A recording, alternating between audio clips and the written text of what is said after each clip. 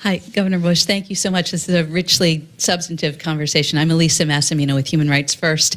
You talked about American global leadership, and you also mentioned the importance of immigration to our economy, which undergirds our ability to lead.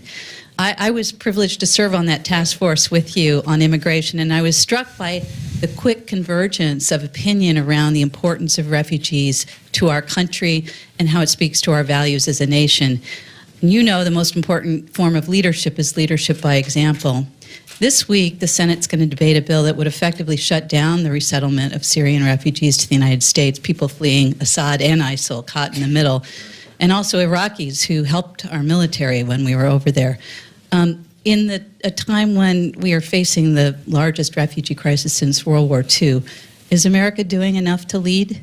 Look, when the FBI director says that he cannot give assurances that there are terrorists embedded in refugee populations, that gives me pause. And until there is certainty about the process, this is a new phenomenon. When I was governor, we dealt with a refugee crisis of Haitians coming across, and 10%, an estimated 10% died crossing the Straits of Florida to seek freedom because of the conditions in Haiti. It was a tragic situation, but no one ever envisioned. We had public health issues, for sure. Large number of people that had contracted tuberculosis, other issues like that. But no one ever suggested that there were embedded in this group of people simply seeking, safe haven, that there were terrorists. And I think that new reality has to be dealt with before we start bringing large number of refugees into our country. We have a role to play, two roles that are important. One is to deal with the 4 million refugees that are in these camps, where the United States needs to play a significant role, both the government and not-for-profit agencies. And I think we're doing that. Maybe we could do more there.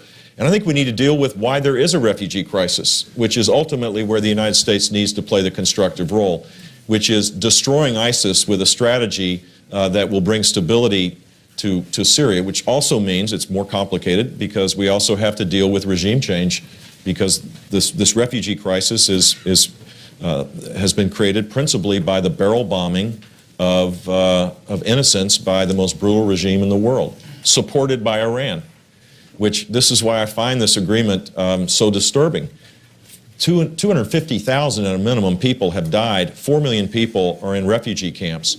And it creates a situation where we have a breeding ground that if we don't deal with this in relatively short order, we're going to create real problems for the rest of the world. So I think it's an important part of who we are that we have consistently been supportive of refugees around the world. But in this particular case, I think we have to be careful that the process of filtering these folks out includes this new threat that I've never heard existed before.